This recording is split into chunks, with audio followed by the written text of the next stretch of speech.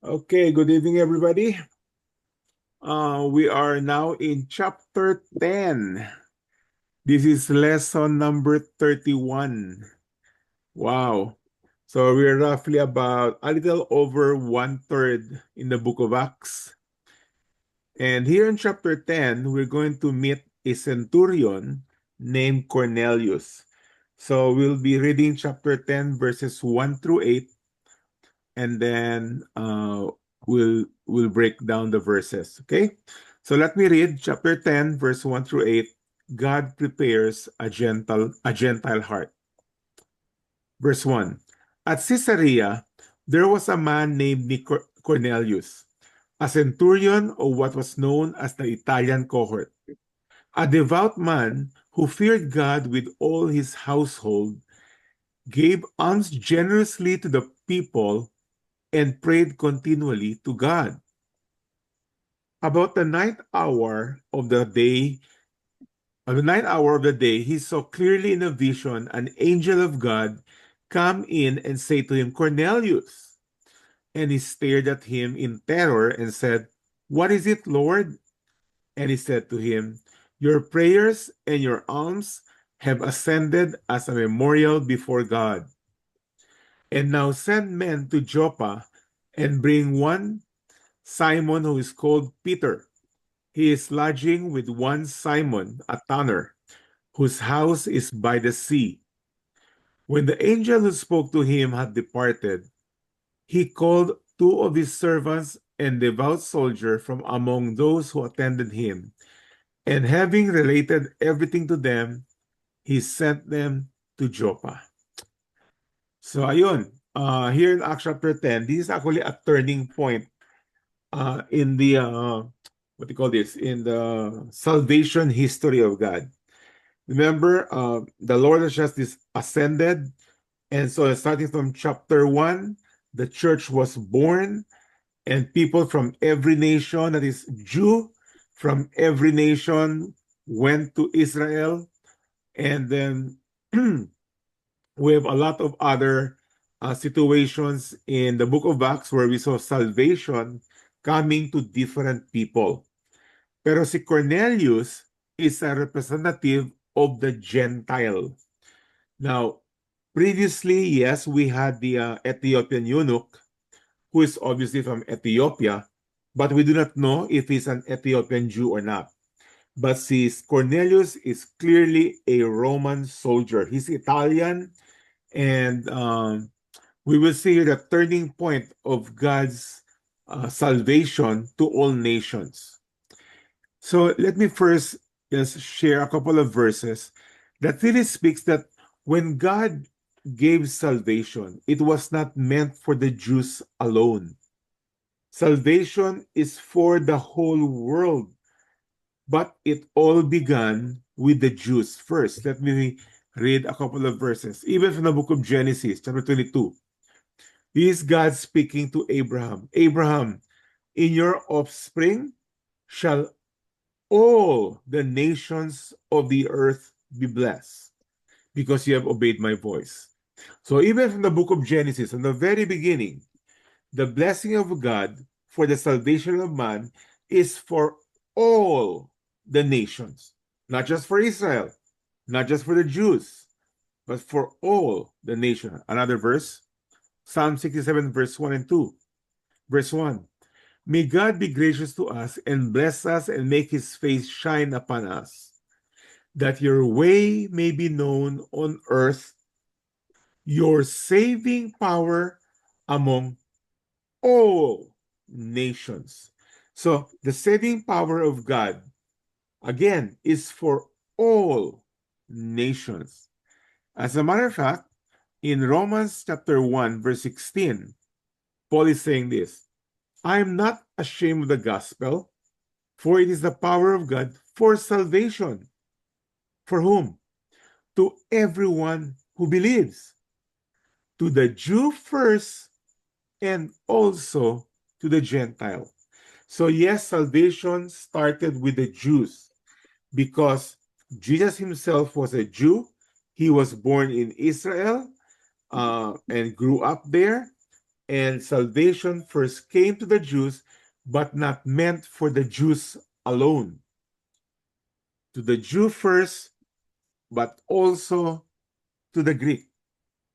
As a matter of fact, in the book of Acts, from the very start of the book of Acts, it's already recorded that salvation in the gospel was meant for the whole world. Jesus speaking, you will receive power when the Holy Spirit has come upon you, and you will be my witnesses in Jerusalem, in all Judea, in all Samaria, and to the end of the earth. Now, Jerusalem, Judea, and Samaria are all in Israel. So these are the Jewish people.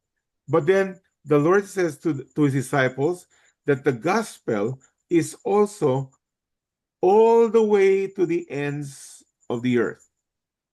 So today, we're going to focus on what we call the doctrine of soteriology. It's a very technical term, but it really just means, soteriology means the doctrine for salvation.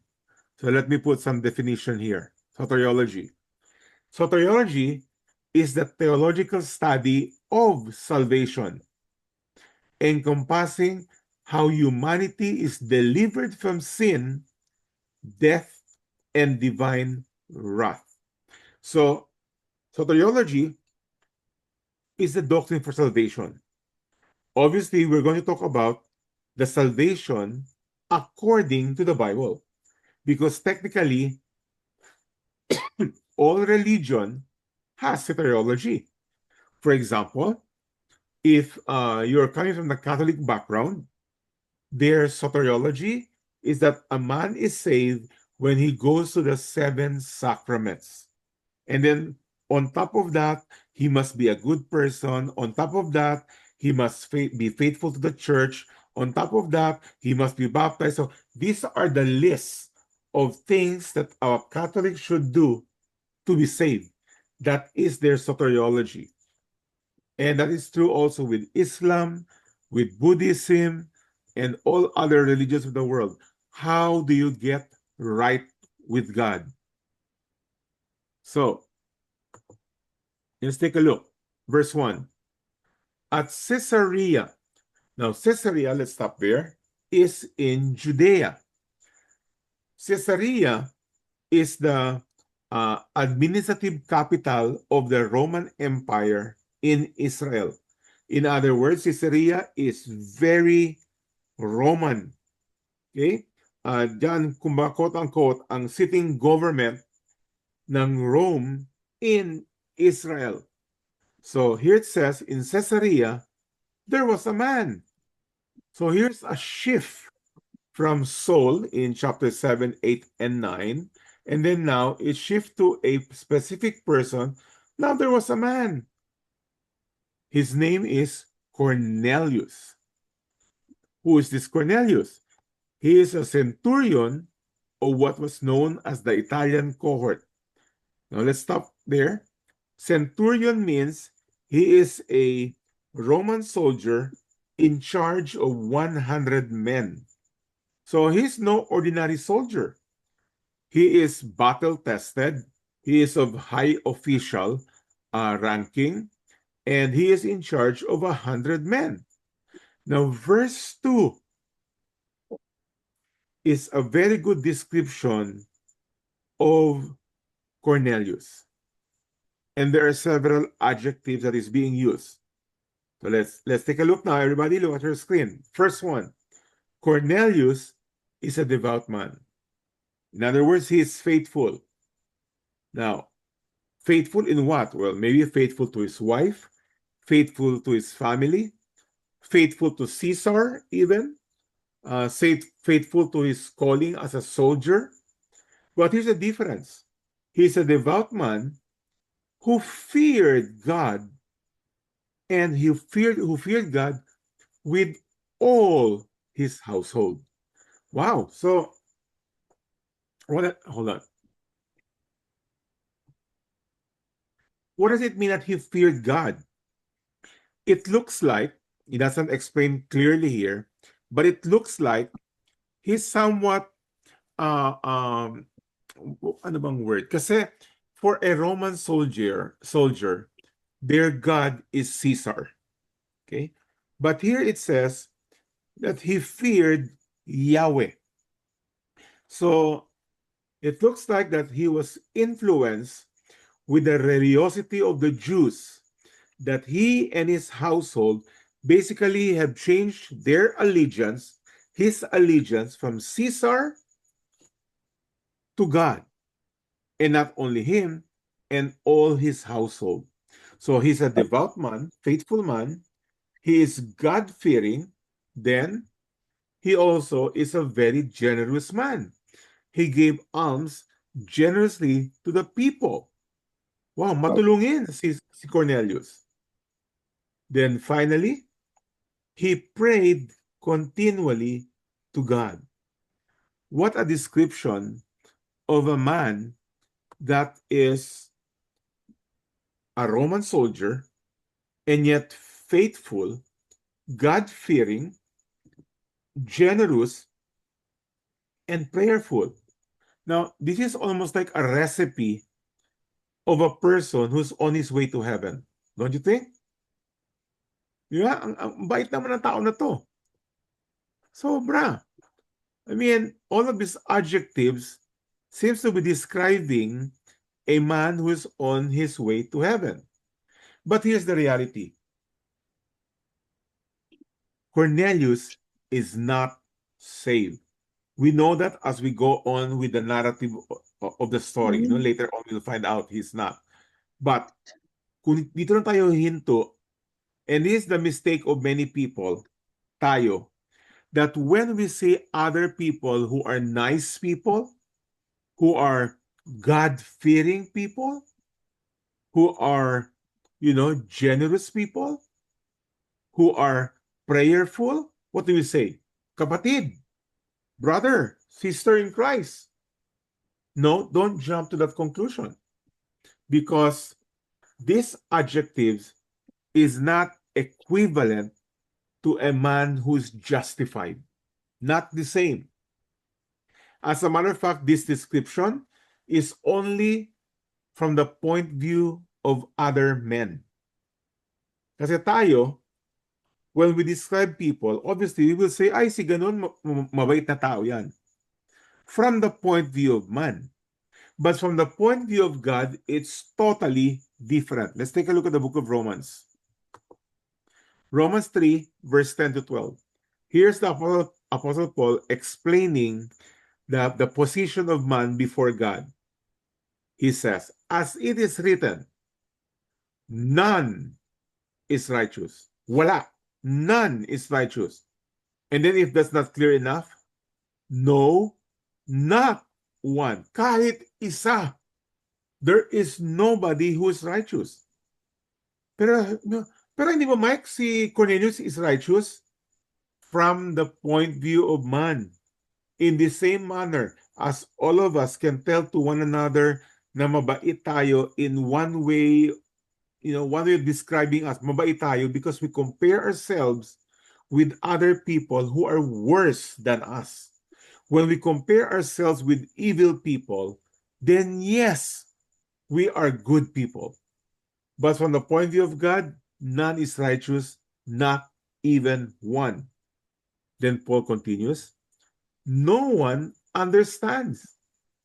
No one seeks for God.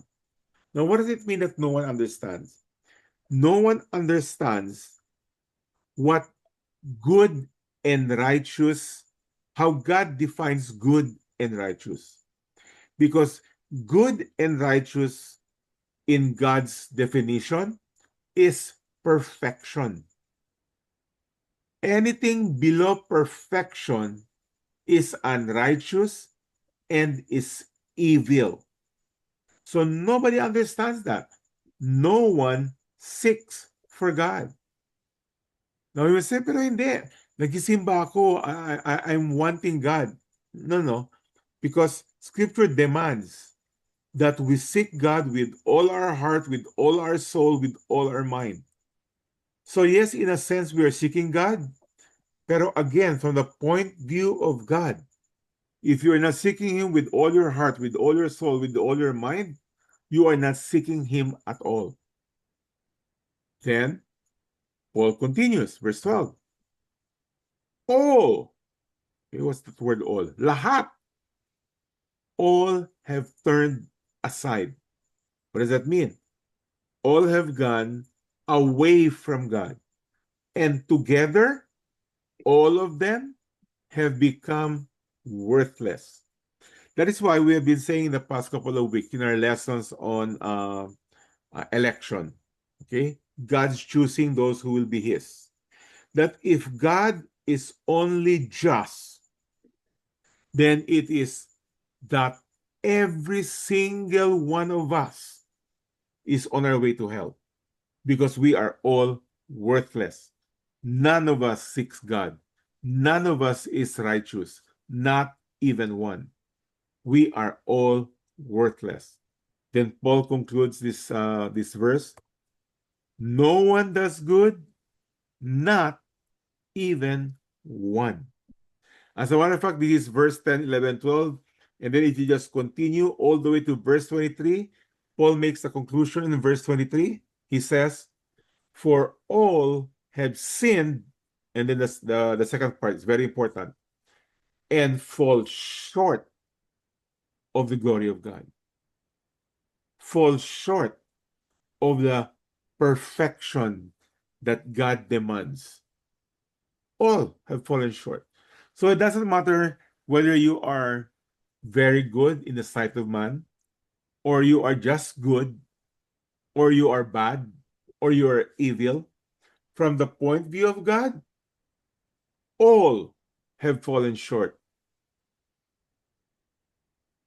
Now, I know this is an old text that we have been reading and again, and many of us are very familiar with with this verse.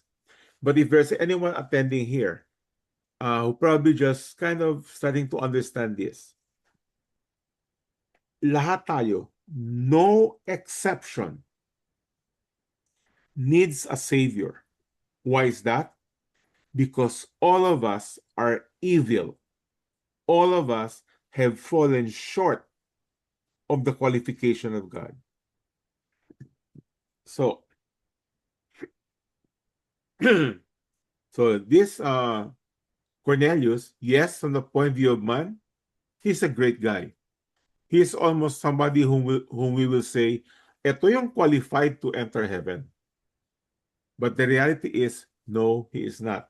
Despite of being a devout man, God-fearing, generous, and prayerful. Why is he not qualified to enter heaven?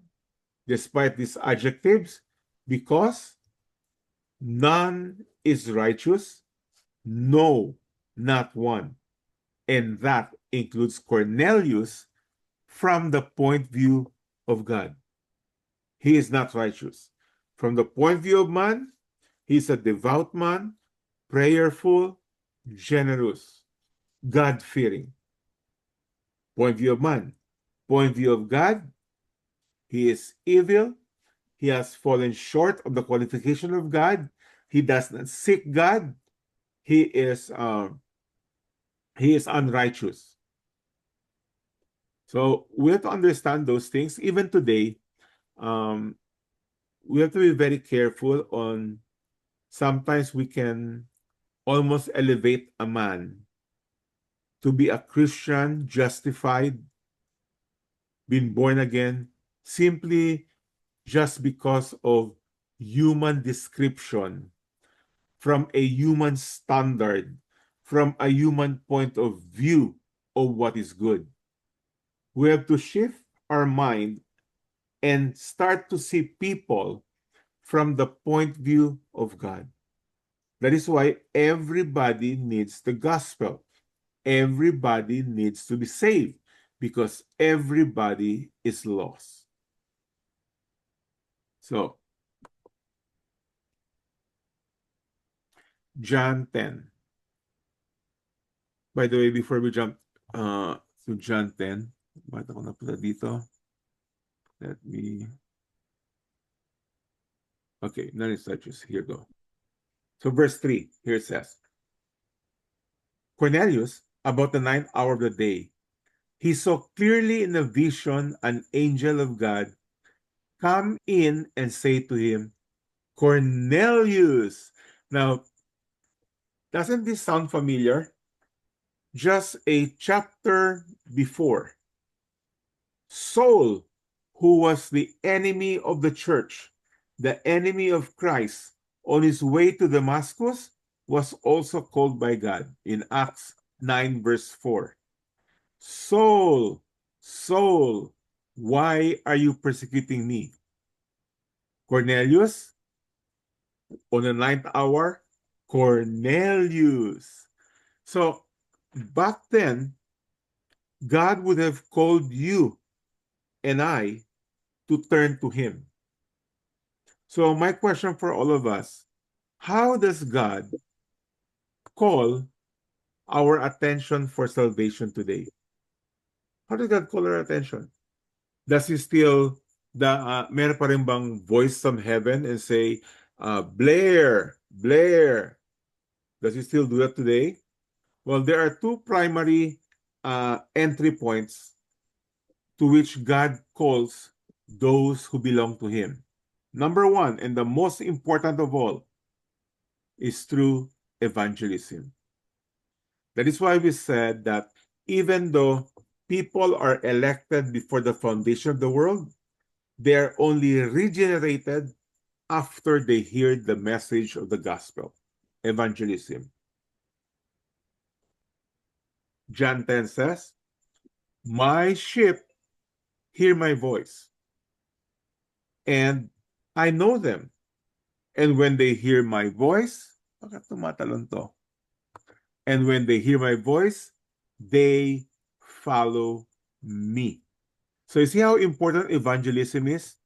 Because until the people hear the voice of the Lord, and the voice of the Lord is His word, scriptures. When those who have been elected hear the word of God, they follow Him. In Romans 10, the importance of evangelism. How then will they call on Him in whom they have not believed? And how are they to believe in Him on whom they have never heard? So people have to hear. And how are they to hear without someone preaching to them? So what's the sequence? Christians must preach so that they will be heard, so that when they are heard, people might believe. And when they believe, they call on the Lord. See that? May sequence. So, how does God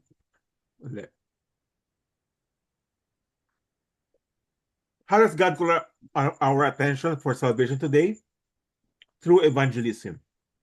So, that is why your role and my role is a very important role, because unless we preach, they will not hear. And unless they hear, they will not believe. And unless they believe, why will they call on the Lord? That's the argument of Paul. So that is why you and I must always be actively involved, even in inviting other people in this class, for example. Because when they hear the word, Jesus said, My sheep will hear my voice. They will know it's from the Lord, and they will follow me. The second avenue for which people are called by God is through creation, the testimony of creation. Let me show you. Let's jump to Romans 1, verse 18. For the wrath of God is revealed from heaven against all ungodliness and unrighteous men. Now, when we think about that, and if I ask you, who are these ungodly people and unrighteous people? Well, we think of the murderers, we think of the bank robbers, we think of the Hamas, we think of the Iranian regime. Ito yung mga ungodly, ito yung mga unrighteous. Really? Well, let's take a look. Paul says, the wrath of God, the anger of God, is being poured out to evil people, to ungodly people. So who are they? Who, by their unrighteous, how do they demonstrate their unrighteousness? By suppressing the truth. That is what makes a person unrighteous and ungodly. He does not even have to be a murderer. He doesn't have to be a rapist. He doesn't have to be a bank robber. He doesn't have to be a Hamas. Any person who suppresses the truth. What does suppress the truth mean? In other words, God is revealing Himself, but people have excuse. Busy kasi ako eh. Kasi mahirap maintindihan eh. Kasi I'm busy with work. I'm busy with this. When in reality, they suppress truth and or they love what they're doing. And what is that? Sinning. And if you are living in sin, you will always want to suppress truth because you know that if truth reveals himself, you will be convicted. And these are the people whom God says are unrighteous and ungodly. Then Paul continues, verse 19.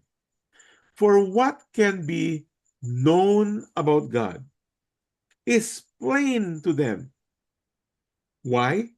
Because God has shown it to them. You see, the reality is this. It is not difficult to know God. It is not. Our problem is we are busy with sin. We are busy with materialism. We are busy with other concerns that has nothing to do with eternity. That is our problem. So, what can be made known about God is plain to them. It's simple. Why is that? Let's take a look at the next verse. Verse 20. For, that's because. Why is it simple to know God? Because for his invisible attributes. What are those? Namely, his eternal power, his divine nature, have been clearly perceived, can be clearly understood. His invisible qualities. And what are they? Since when? Ever since the creation of the world. So you could have known God whether you were born at the time of Adam and Eve, or born at the time of Noah, or born at the time of David and of Abraham. Doesn't really matter because God has been revealing himself since time began. How? In the things that have been made. Creation. In other words, all the things we see that is so-called natural, would it be a tree, a bird, a butterfly, the fish we eat, whatever it may be, even our own body, they are all shouting God. But again, we are too busy. We suppress the truth. We are not interested. And that is why Scripture says we are evil people and unrighteous. Now, here's the delicado. Last sentence of verse 20. Therefore, so they are without excuse. No person in the world can one day complain at the white throne judgment and say, Lord, you know what? I didn't get to know you kasi walang missionary sa amin eh. Kasi Lord, walang church doon sa amin eh. Kasi Lord, walang internet eh. Walang radyo eh. The Lord says, no. You're not excused. Your problem was not the absence of church, missionary, pastor, internet. No, that is not the issue. The issue is you were suppressing the truth by your ungodly actions. You were busy with sin. You were living in an adulterous relationship. You were living a homosexual, lesbian lifestyle. Your goal in life was to accumulate all the material possessions that you can put your hands on. So you are without excuse. Now, this is very important when it comes to soteriology. It requires that each one of us should know that we are all evil people. Once upon a time, we are all evil people suppressing the truth, not putting into priority knowing God. That's not our priority. We just want to have some kind of religiosity and be appreciated by other people as being nice people. But we are not really seeking God. That is why, if we did not turn to Christ, and I don't know if all of us here in this room actually have turned to Christ already. Here is the God Himself speaking. He's saying, look, you need to understand this. You're lost. Even though people might call you nice person, good, prayerful, godly, the same adjectives that is being used to Cornelius. Ganda-ganda ng adjectives na yun. God-fearing, prayerful, generous, helpful. Wow! Why is that? Because the unrighteous suppress the truth. Now, I'm glad that all of us are here today in a Bible study. Because in a Bible study, we get to know the truth. Jesus said in John 17:17, praying to the Father, Father, sanctify them with the truth. Your word is truth. But do not just be a hearer. The Bible warns us, do not just be a hearer. Be doers of the word. Permit it to sink in. Okay? So, these are the two most common way to which God calls a person to salvation. Number one, to evangelism. Number two is to creation. And there are others. It could be, the circumstances of our life. What does that mean? Nagkaroon ka ng problema, na-diagnose ka na may cancer ka, then now, wow, I need to get right with God. Now, there's also today, there are many, particularly in the Islam world, where there are those who give testimony that they saw Christ in their dream. Maybe, maybe not. I have no idea. But whether you see Christ in a dream or not, you still have to hear the gospel. Even if you acknowledge that there is a creator through creation, you still need to hear the gospel. Scripture says that no other name given under heaven for which man will be saved. People has to hear the gospel. So let's go back. This is Cornelius. He saw an angel and God calls him. Cornelius, his response, verse 14. And he stared at him in terror and said, what is it, Lord? Now, interesting. He responded in terror. And this is exactly how we should respond when God calls us. When we see the holiness of God, this should bring terror. But to many people today, we don't even see sin as sin. We call sin today with many other replacement word, a mistake. Sin is an error, a shortcoming. No, sin is what brings people to hell. And until that brings terror in you, you do not understand the evilness of man, and you do not understand the holiness of God. It should be, once we have a clue that there is a creator, let's say through creation, there must be God. That should bring fear.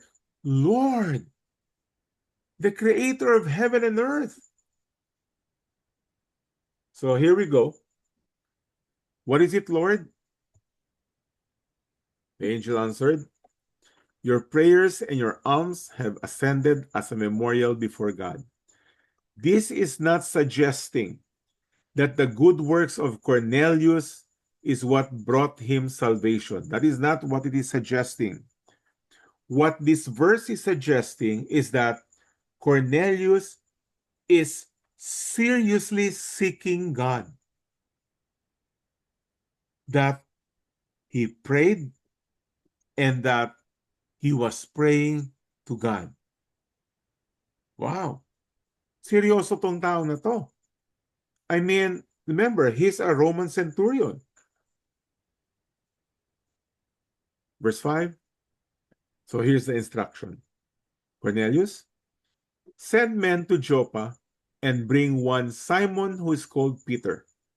He is lodging with one Simon, a tanner, whose house is by the sea. Now we'll get to know more about Peter in the next couple of verses, in the next following weeks. But the whole point that the angel is saying that you need to call Peter is so that Peter can explain fully the gospel. Because obviously, even though Cornelius was a good man, a devout man, a God-fearing man, a generous man, a prayerful man, he is still not saved. So the instruction, Cornelius, go fetch up Peter. So when the angel who spoke to him had departed, he called two of his servants and a devout soldier from among those who attended him, and having related everything to them, he sent them to Joppa. Now, Cornelius really is a very serious man, because even the servants, other soldiers under him, were also devout soldiers. I mean, Cornelius must be a very good leader, that he's able to influence even, other soldiers under him. So let me just say this. The doctrine of soteriology is a doctrine of salvation for all men, whether it be Jew or a Roman, whether it be a Pharisee or a centurion. And that is exactly what Galatians 3:27-28 says, speaking about our salvation. For as many of you were baptized into Christ, that is, baptized, joined together. For as many of you who were joined into Christ have put on Christ. Now, who are the you in this? Neither Jew nor Greek, neither slave nor free. They're neither male nor female. It does not matter. Especially, I like to emphasize Jew or Greek. It does not matter whether you are religious Greek, a religious Jew, or a pagan Greek. Salvation is all the same. The union, the being baptized into Christ. And all of you are one in Christ Jesus. That is why, we can thank God that even from the very beginning, He already has in mind the Gentiles for salvation. All of us here, I'll presume that there is no Jew in this room right now. Meron bang Jew dito? Meron bang Hudyo? So all of us are all Gentile. So even from the book of Genesis, God already have spoken to Abraham that his salvation is for the whole earth. That's why there are Japanese Christians, there are Filipinos who's been justified, there are Americans, I mean, all sorts. In the book of Revelation, it says that there will be people worshiping God from every tribe and language. So the election of God is not limited to the Jews. His election encompasses the whole world. Ephesians 2. Since we are not saved by good works, how are we saved? For by grace you have been saved through faith. How are you saved? By grace. What is grace? Something that you do not deserve. We do not deserve salvation that God gave us. And this salvation is not your own doing. Not your being prayerful, not because you're God-fearing, not because yung generous, not even a combination of all of them like what Cornelius was. A combination of all. No, it is not by your own doing. Then what is it? It is the gift of God. What is the gift of God? Salvation by grace that we do not deserve is a gift of God. What is the gift of God? Not a result. Salvation. What is that result of works? Why? So that no one may boast. Boast. Not a single one of us, listen carefully, not a single one of us deserves heaven. You and I cannot say, well, kasi maliit pa ako, mabait na ako. I obey my parents. Nope. That's why I like the description of Cornelius, because it combines all those good adjectives to one person. Devout, God-fearing, generous, prayerful. All four adjectives is a description to one man. Imagine mo then. Imagine mo yun. So, otherwise, you will have, pwede tayo magyabang. You know what? I'm going to heaven because. So, Cornelius, devout, God-fearing, generous, prayerful. But Scripture tells us that none is righteous. No, not even Cornelius. That's why in John 3:3, another man, a good man, his name is Nicodemus, a Pharisee. And Jesus said this, Nicodemus, unless one is born again, if I may add, even though he is God-fearing, even though he is prayerful, even though he is generous, even though he is devout, he cannot see the kingdom of God. Now, we're going to explore more of this in the next lessons that we will have.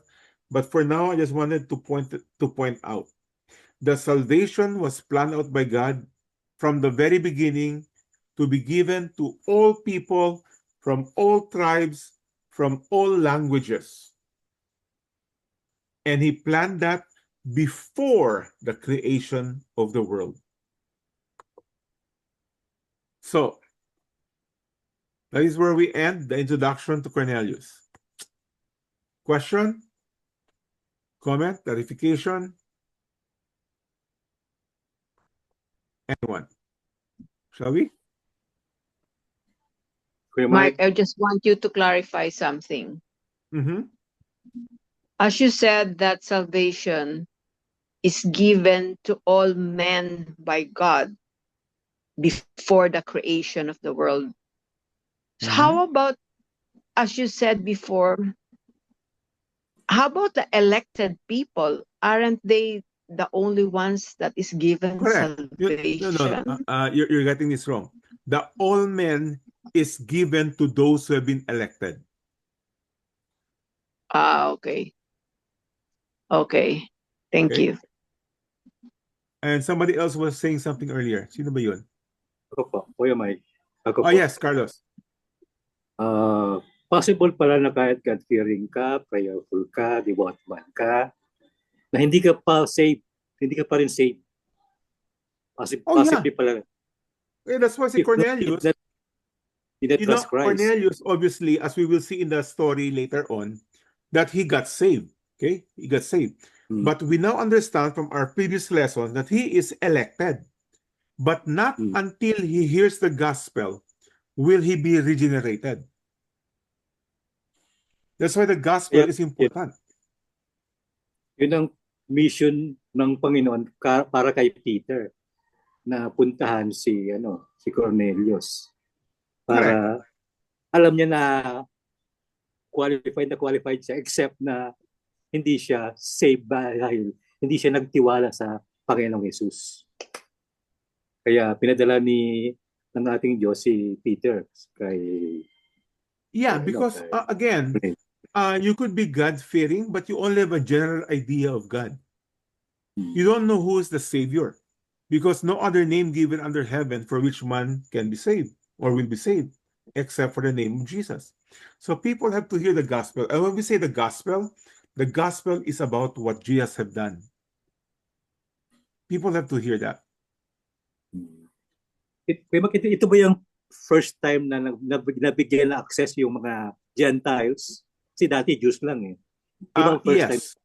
Correct. Pero, having said that, probably, and we're not so sure, that si Ethiopian eunuch is also a Gentile. He is from Ethiopia. But also a possibility that he is an Ethiopian Jew. But with Cornelius, clearly that the gospel have now come into the Gentile world. Because the plan of God from the very beginning was to save whether Jew or Greek, slave or free, man or woman, doesn't matter. My question, Mike. Yes, yes, Irish. How does Cornelius show his faith? I don't know, how does what? Cornelius show his faith. How? Yeah, how? Well, in How the next, does he I think in the next show 2 weeks, Cornelius actually believed the message of Peter. And that's an act of faith. Okay. Ano lang tayo doon? Introduction lang tayo to Cornelius. Okay. Introduction lang tayo to Cornelius. But I really want to point out that there is no good person. The word good is only a description from the human point of view. Ay, mabait yan. Si Isa, bait-bait yan eh. Okay? From the point of view of man. But from the point of view of God, she has fallen short of the perfection that God requires. That's why we need to be imputed with the righteousness of Christ. See that? Remember we took up a couple of weeks ago the double imputation, that our sin was imputed in Christ on the cross and his righteousness is imputed in us. So when the Father sees us, he does not see your righteousness and my righteousness. He sees the righteousness of Christ, which is perfect in us. Wow. Galing-galing. Yeah. Yes, Deb. In the point of view of the apostles, no, like si Peter, so they also had to respond to the call of God to share to the Gentiles, na, di ba? Of course. Was this the first event? Was this the first event wherein the Jews started to share to the Gentile? Was Is it Peter the first time? No, it was who amongst the apostles was really called to first share to a Gentile? Si Peter ba? Well, si Peter obviously was now with Cornelius, who's a Gentile. But the one who, quote unquote, must evangelize the Gentiles is Apostle Paul, which we will go on in the next couple of chapters. That's why he's called the apostle to the Gentiles.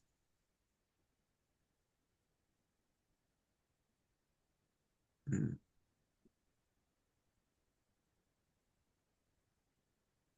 Sino pa? Ira? Randy? Kim?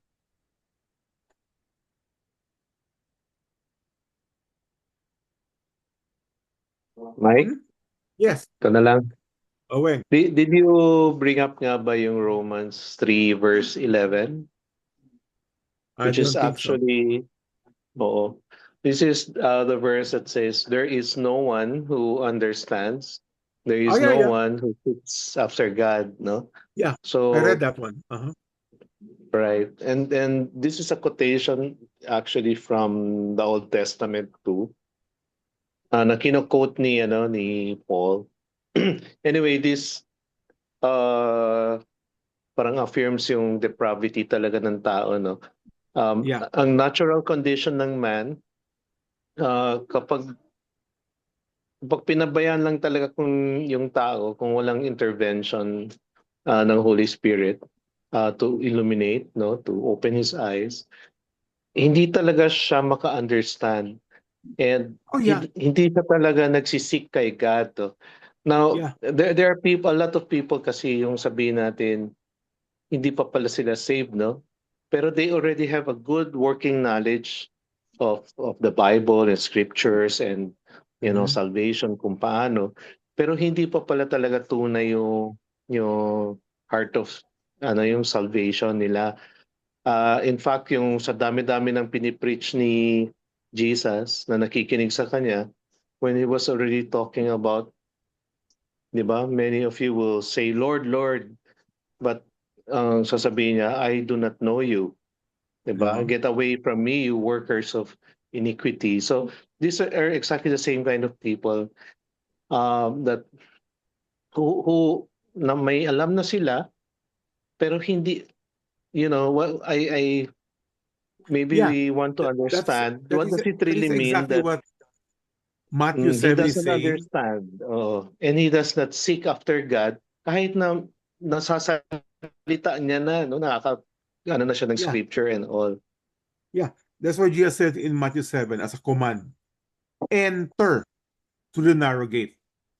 That is suggesting that there are people who just hang out outside the narrow gate. There are people who are knowledgeable about scriptures. They are even knowledgeable of what the gospel requires, but they never entered. Most likely it's just head knowledge.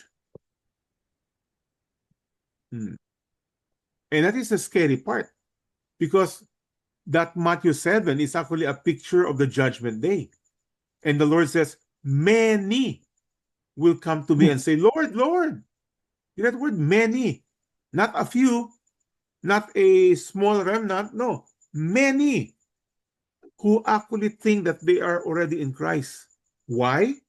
Siguro ang qualification nila is like parang description ni Cornelius. Mabait naman ako. Nag-church naman ako. Nagbibigay naman ako. Ano pa yung isa? Nagdadasal naman ako. Okay na ako. See that? So the whole point of the Cornelius story is do not bank on your good deeds. And the reality is this. I'll also speak for myself. I grew up thinking that my good deeds is what will bring me to heaven. Di ba? I mean, sino dito? Do you also think the same way as I did? Basta okay naman ako. Ako, kami ni Lowell, magkaklase kami. So, inaway dati pa, sabi ko, ako, sa barkada ko, including Lowell, ako yung sa heaven. Pati your husband, si James, sabi ko, ako yung punta sa heaven. Bakit? Si James tsaka si Lowell, mga naninigarilyo yan. Mga nagbibir yan. Ako, barbecue lang ako, no? So ako yung pupunta ng heaven. Yeah. Barbecue pati Coke. Oh, barbecue ako. I do not smoke. Ako yung pumunta sa heaven. You see, I was banking on my good deeds. And my comparison was because I was thinking, I made a conclusion that I am better because I compared myself with other people who are, quote unquote, worse than me. Pero from the point of view of God, no one is righteous. No one understands. And that word no one understands, no one understands the qualification of God to enter heaven. That God demands perfection. Ano pa? Kim, Randy, Joyce, Ellen, Nini?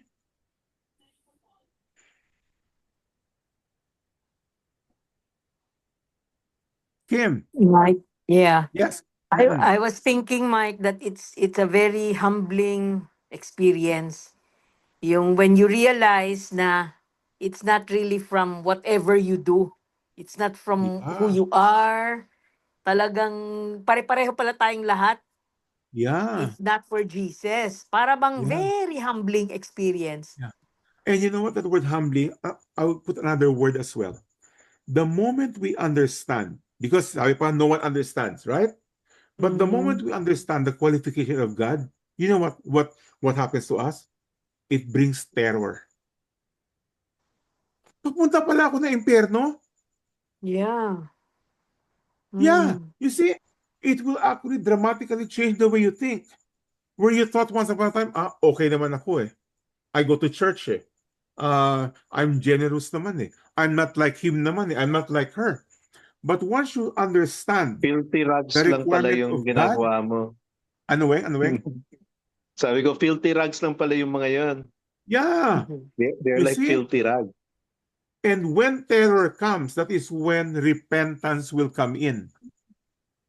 And the word repentance is metanoia, the changing of the mind. Now, once upon a time, you think you are okay. You think you're on your way to enter heaven. You think you're approved by God. You think that you're a child of God. Then suddenly you understand, patay, anak pala ako ng demonyo. Mike, Yes, boy. okay. When the event was orchestrated by God, we admit that when God arranged that Peter and the soldiers arranged the meeting with Cornelius and Peter, can we correctly say that it was God's divine intervention, and can we now conclude that Cornelius for- was chosen? For all salvations, all, no exception, for all salvation, it is the work of God. All. That's why. So can we now conclude, or it is now safe to conclude that Cornelius is chosen? Oh yeah, for sure. For sure. Because only those who are chosen, who are elected, are those who will believe, who will be saved.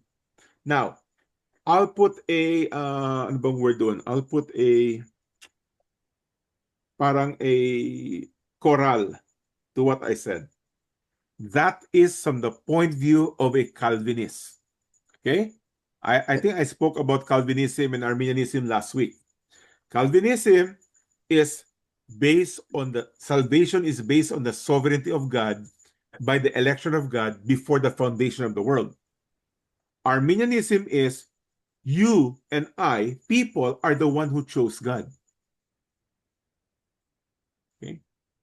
So, yeah. So, boy, yung conclusion that he is an elected, yes, I agree.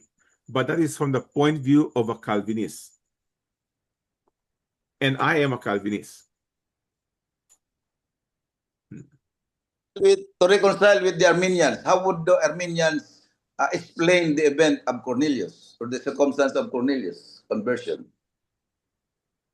They typically will not use the Cornelius story as their support for, what do you call this, for Arminianism, for man's choice.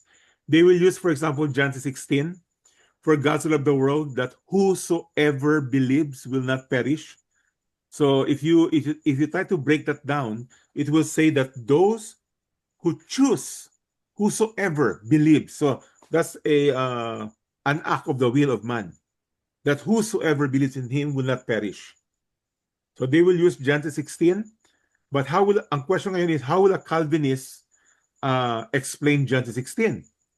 Well, here's how a Calvinist will explain. That those who will choose to believe in God are those who are elected by God. Because like what Lowell said earlier, we are totally depraved. We are totally dead. And nobody will choose God unless God initiates the move. Because no one understands. No one does good. That's total. No one. Now, how will I relate to a person or Christian or pastor or church who is Arminianism ang stand nila? Well, kasi, you're a brother and sister, but when we get to heaven, sabi ko na sa iyo God chose us So, yeah.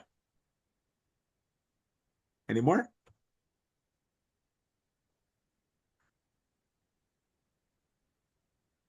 Even Jesus, di ba sa John 10 or John 8, Jesus said to his disciples, "You did not choose me.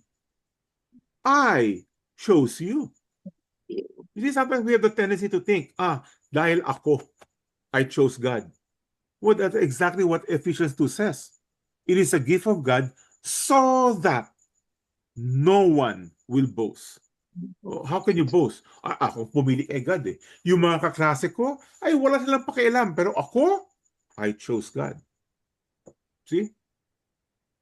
John 15:16. John 15:16? What does it say there? I chose you. You did not choose me. There you go. But I chose you and I appointed you so that you might go and bear fruit that will last. Yeah. So I don't know how a free will of man explain that. Isa, I choose you. Isa? Yes, Mom. Praise God. Oh. Anything? And Mike, di ba? For me, that changes everything. That changes my security. That changes how I feel Big loved. time. Grabe. And then the humbling of yourself, knowing that wala lang I am nothing but God chose me. And that response for me personally was like, what else can I do but to love and to obey God? Yun yung response ko kasi grabe, it's so overwhelmingly powerful that it transformed the way I look at life, the way I in this life, you will have heartaches, people will hurt you, people will betray you, but because God loves me, that's good enough. You are grounded by the truth that God, you chose me, you love me. So period, I am enough. I am complete because you love me as I am. And that in itself is like a reason for us to go tell the world, God can love you and you can experience that same love, diba? I think for me that's so powerful. Let me correct a little bit yung word na love. When we say, God loves me, the more precise word is God chose me. You know how God demonstrated his love to all men? Here's how he demonstrated. John 16. For God so loved the whole world. So how did he love? That he gave his only son. So the offering of his son, the salvation that is found in Christ, given to every man, is how God expressed his love to all men.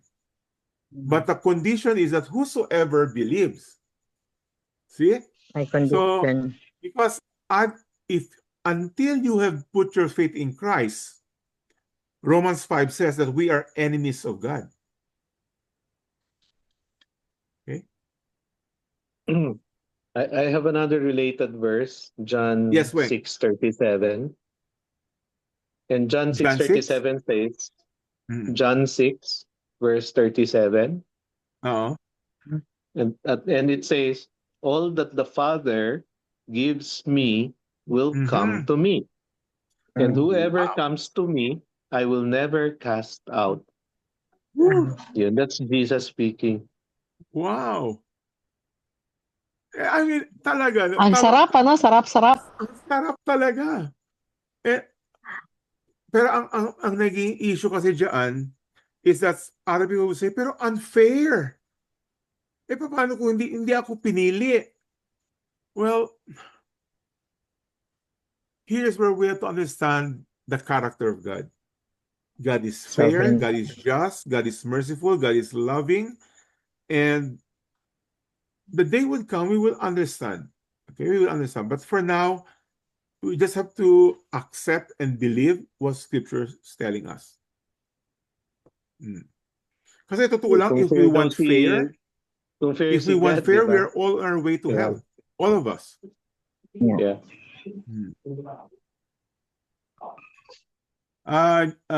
Irish is asking when, anong verse na yun? John 6:37, di ba?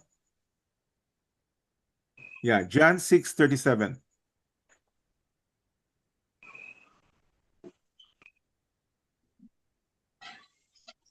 Any more? Nini, Randy, Ira, Blair?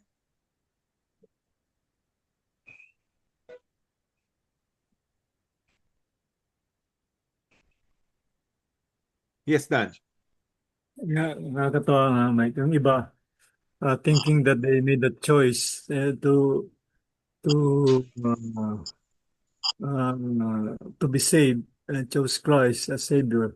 So, lumalabas, Lord, may utang na loob ka sa akin, pinili kita. Yeah. Entitlement. Joseph Parang sa corrected election, him, you know? I voted for you, so I deserve a compensation.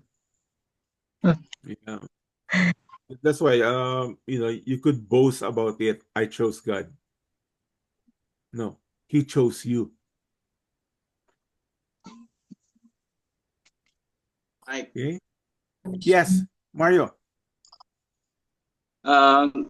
para sa akin, no matter how you choose God, but if God will not choose you, wala. Yeah. And So, sige, continue. Ano? yes, yun na. Kung hindi ka pipiliin talaga ng Diyos. Yeah, and you know, it's not because let me put it this way. Everybody who's going to heaven is chosen by God. Okay? And everybody who's going to hell is because they have sinned. Make sense? Justice. Yeah, justice. They all got justice. What they deserve. Yeah. Mike, meron pala ako na isip na something important. Diba? There are many people who say, I chose Jesus Christ. I chose to follow Christ, or di kaya I chose to receive Jesus in my heart. But the question is, sino ba yung Jesus na pinili nila? No, is it kasi ang isang pagkakamali ay a Jesus of their own making. 'Di ba? Parang there are some who believe that Jesus is a loving God, that wala yung judgment, wala yung wrath against sin, 'di ba? Na si Jesus, hindi tayo pababayaan niya kahit anong gagawin natin, because He is a loving God, 'di ba? And Jesus will die for all. So, the question now is, yung ba talaga si Jesus? Tama ba yung Christology, 'di ba? We talk about that before. Exactly. And that is a sad thing, Weng, no? Kasi it's sad that it's even coming from evangelical churches that we wanted to picture the Jesus who just loves. Loving God. Oh. But that's not the Jesus of the Bible. The Jesus of the Bible condemns. The Jesus of the Bible sends people to hell for eternity. See? So, pero Yeah, Weng, that is very sad when churches just want to picture a Jesus na parang labing lang lagi. I'll give you an example. Kanina, si Connie. Connie, are you Samsung? Connie ba yan? Doon sa chat group natin, and I made a quick correction because let me show you my screen. From About the sheep. about the sheep, correct. Let me show you my screen. She said that she attended a ano ba? Parang conference or something. And then itong pinakitang slide, the Good Shepherd. Oh, that's true. Jesus is the Good Shepherd, the Bible says. Then, here's the picture that it's wanting for the people to receive. The Good Shepherd carries us with his presence. Wow, kinakarga tayo. When does he carry us? Here you go. Point number 1. When fear rises. Well, pag takot ka, God will carry you. Point number 2. When life feels uncertain, hindi ko na alam ano gagawin ko. God will carry me like a lamb, like a sheep in his shoulder. But is that what the Bible says? No. Luke 15 is very clear that the good shepherd who carries the sheep is only the sheep that repents, who acknowledges that he is a sinner. Not because he is feeling that fear rises, not because he is having uncertainty in life, but we want to make people feel that way. God is with you. He carry you when you are fearful. Yeah, it sounds nice, but it's not scriptural. Now, there are many other verses that would say he Parang would comfort desiderata, us. Mike. Parang yung pinaspresent mo, parang desiderata. Naalala mo yung desiderata? Ano ba yun? Hindi ko alam yun. Yung narrative na there are 2 footprints in the sun. There one footprint is God, the other one is you. And then when you look back, there was only one set of footprints. And then I look back that during the time of my life when I was having this difficulty, I only see one set of footprints. Why is it God? Why is it? Correct, Then correct. this said, it was then that I carried you. I think ganun, kinuha yan sa desiderata yung... But even that poetry, where did that come from? It's a nice poetry. Yeah. But it's not scriptural. Yes, not scriptural. A lot of things that are nice are not necessarily from the Word of God. Cleanliness is godliness. Uy, ganda pakinggan. Cleanliness is godliness. Ganda naman. Saan galing yun? Sa Boy Scout lang yun, no?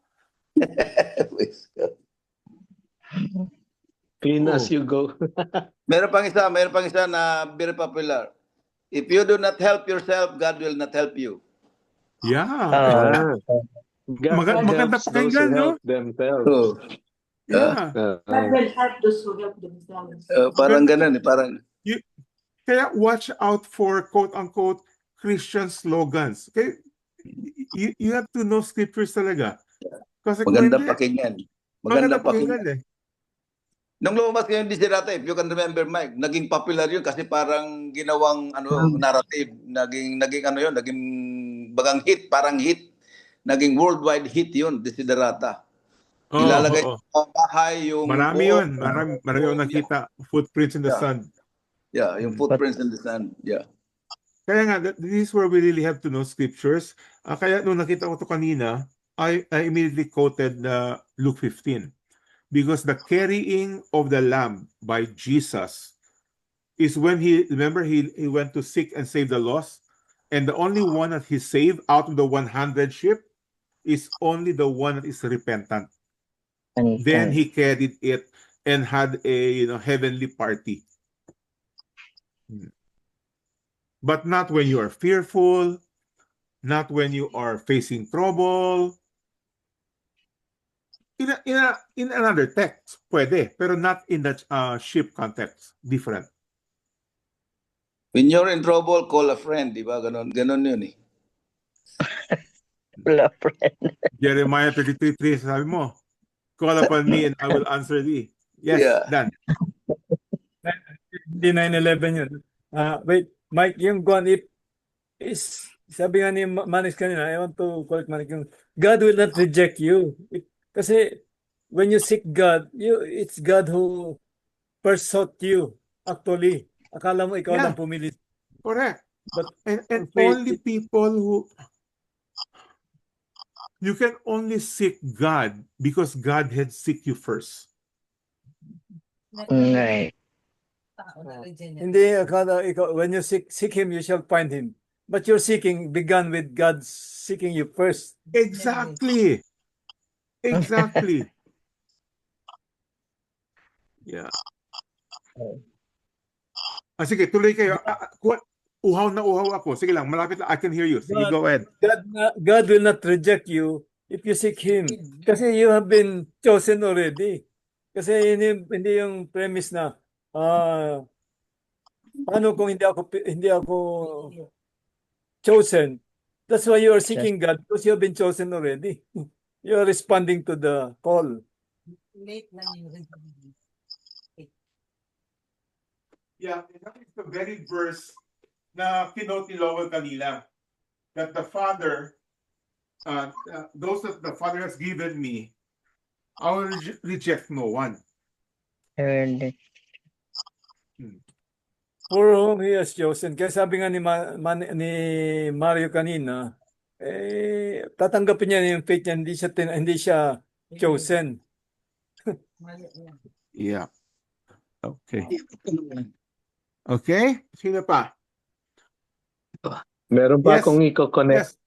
Dali, let's muna kay Manix. Sige. Yeah.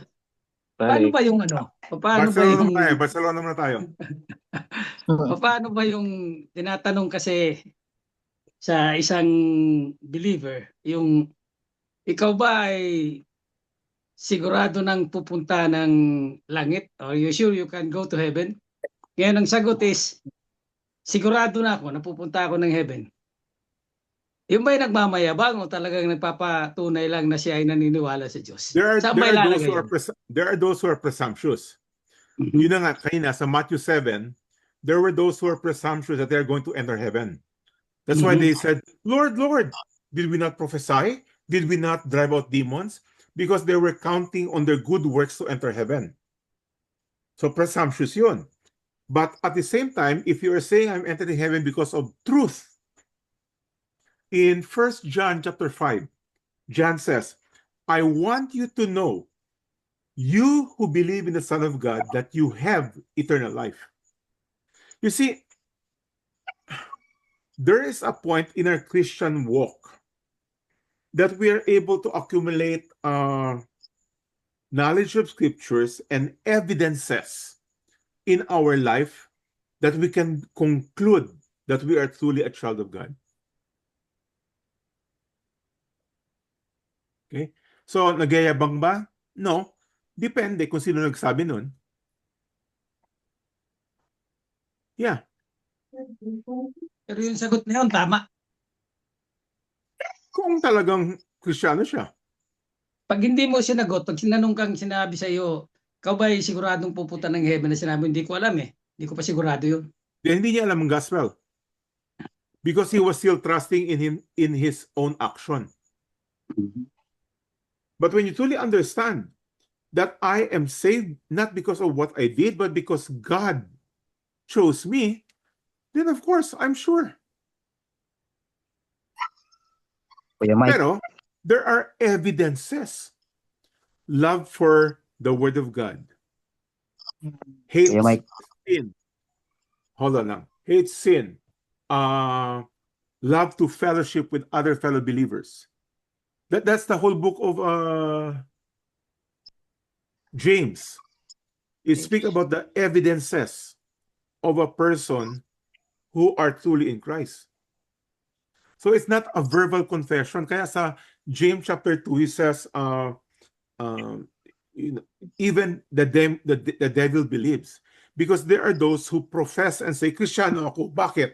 Kasi I believe in God eh. Mababaw yun. Mababaw yun. Kaya James had to clarify. What is the evidence? Faith without works is dead. Therefore, a true, genuine faith produces works. Pero kung verbal confession lang, Kristiyano ako kasi I believe in Jesus eh. He was born in Bethlehem, born of the Virgin Mary. Kung yun lang, that's all a presumption. And it is sad, Manix, that there are a lot of people who base their Christianity because of those kinds of things. Nag-church ako, mabait naman ako, generous ako, nag-pray naman ako, faithful naman ako, wala akong kabit. Sa asawa ko, siya lang talaga. And so on. Okay, who was that? Sunny, ikaw ba yun? Yeah, kanang kwan a quick also to diagnose the answer ba from those who answer that questions. Are you sure you get to heaven? Kasi yung answer kasi Kuya Mike is nandun sa next statement nila eh. Kasi if you gonna ask follow-up question like how do you know? The question is how? Kasi ang palagi kasi Kuya Mike ito kasi yung isa sa mga Christian cliche ba like kasi tinatanggap ko si Jesus as if ang pagtanggap ni Exactly. Jesus that is the foundation instead of Yeah. grace. That's the that's the devil is the details according to some says. Yeah, the So devil is yeah. the detail. Exactly. Yeah, kasi yung, even the terminology, ano ba yan? Sabi mo, I received Jesus? There's no such thing in scriptures. Yes. You don't find that anywhere. Anong I receive in Jesus? Saan sinabi dyan na you need to receive Jesus? Lord, I open my Into heart your heart and come daw. into my I heart. receive into my heart. Yarong context yan eh kasi sa Revelation 3:10 to the believers na yan eh. Yung, Hindi yan the sa mga door keeps unbelievers. on knocking. Yeah, Yeah. tama. Revelation Wait. 3. Okay, anybody else? My- Yes, Weng. Yeah, I want to suggest yung sa Beatitudes no na i-review lang. If you look at the Beatitudes, it shows a parang transformation ng isang chosen, no? Kasi mag-uumpisa siya sa poor in spirit and then nagmo-mourn siya for sin and then it talks about meekness already and submission and repentance, no? And then the next in verse 6, Matthew 5:6 is already the seeking, no? Blessed are those who hunger and thirst for righteousness. But it already talks about someone who has been regenerated already. Diba? Yung seeking after God, the only one who seeks God sincerely talaga na dahil nag-hunger siya talaga and thirst is the one yung sa verse kanina na yung no one seeks after God, no one is righteous, no one seeks after God. Yun yung natural self. So the only time that seeking occurs is when there is already regeneration of the heart. Tama. Oo. So yun, i-suggest ko rin yung study nung The Beatitudes by John MacArthur. Very clear talaga niya, inisa-isa niya lahat yan. Yeah. Mm-mm. So, again, ang gusto ko na i-point out for this lesson, the main big point, that the good works and the good description of Cornelius does not mean he is saved. He has to hear the gospel, repent, and put his faith in Christ alone. Doesn't matter kung religyoso ka. Doesn't matter. There are a lot of religious people who are on their way to hell. There are a lot of people who are prayerful who are on their way to hell. A lot of people who are very generous who are on their way to hell. Because God's qualification is perfection.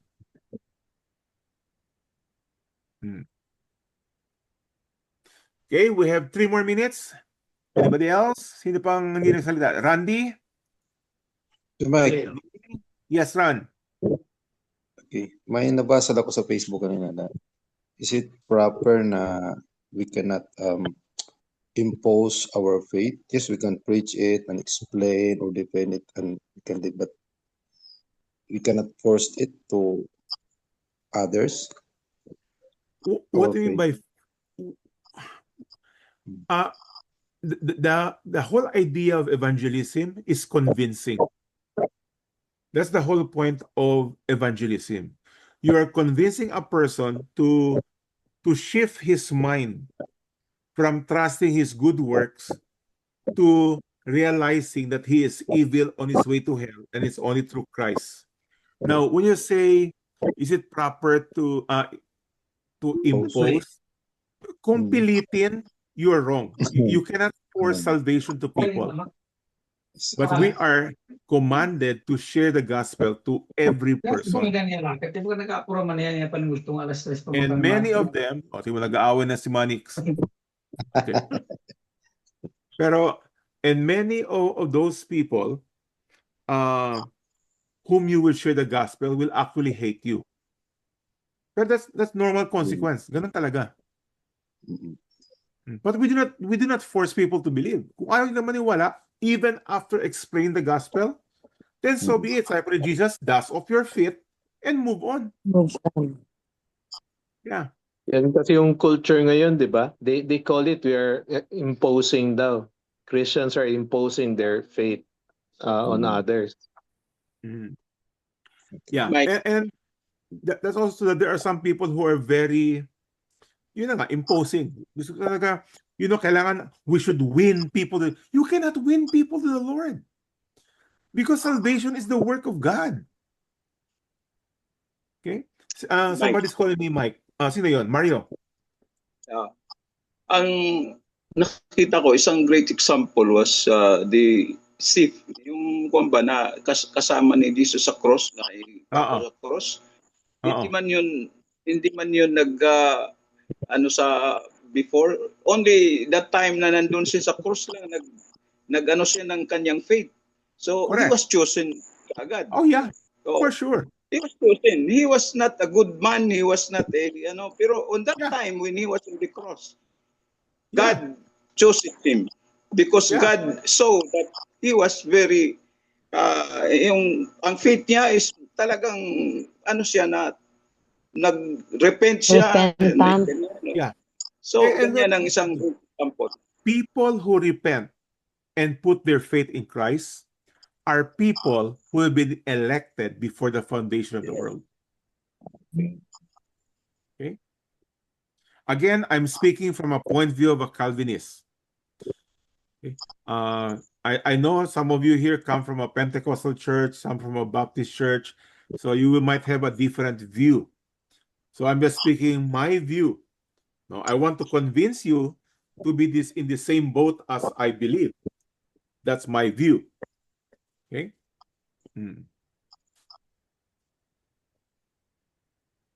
But you're not imposing. I'm not imposing, I'm just convincing.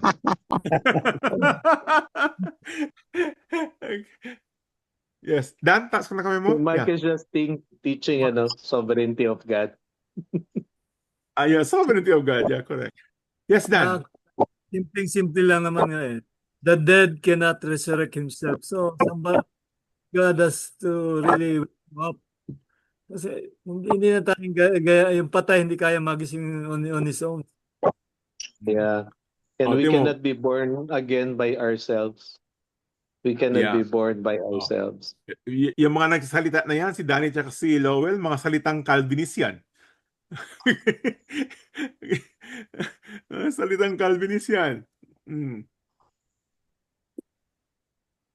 Mga John MacArthur baby. Logic lang yun, Mike. Logic nga. Di ba? Logic lang ba yun? Wala kang makita sa punerarya na sa morgue na nagre-resuscitate. Yeah. And Simon Weng, no? That is John 1.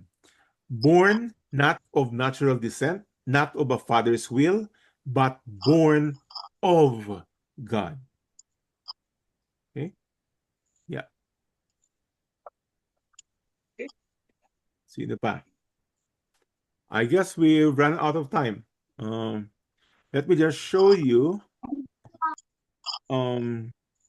You see, we cannot impose people to believe. We cannot force people to believe. That is very true.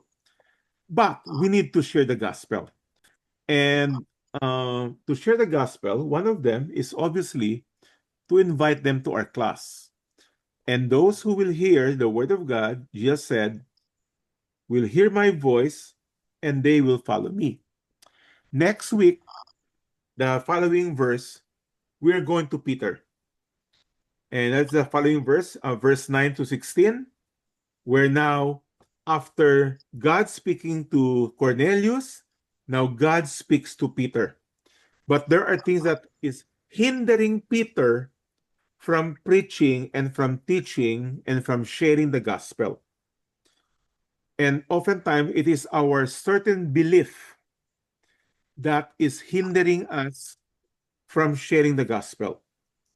So I think it's also a similar thing for all of us today. There are some things in our mind that is hindering us from sharing the gospel, and it's causing fear. Is causing the fear of ostracization. Baka yung iwanan ako ng mga kaibigan ko. Baka we have that fear, and we'll find out how God deals with Peter. Okay. So shall we close, everyone? Let's close. Father, thank you again for our time together to study your word. Indeed, Lord, none of our good works really amount to anything because your qualification is perfection. So whether we say this person is good and this person is nice, this person is generous, even a combination of all of it, we are still short of your glory. And so the only conclusion, Lord, is that we are doomed. We are on our way to hell. And that should bring terror and fear. Because we want to be righteous. We want to be right before you. We want to enter heaven. And it could only be found in Christ Jesus. Lord, yes, thank you that you have given us your righteousness. And so when the Father sees us, we are perfect in his eyes, although we are still being sanctified.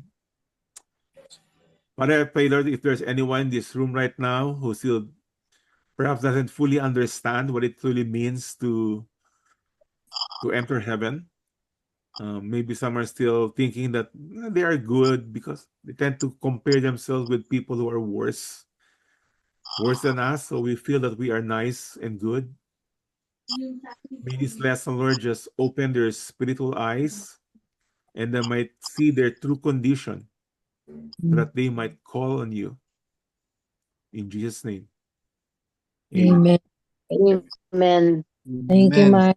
Good Amen. night. Thank you, Mike. Thank you, Mike. Good evening, everyone.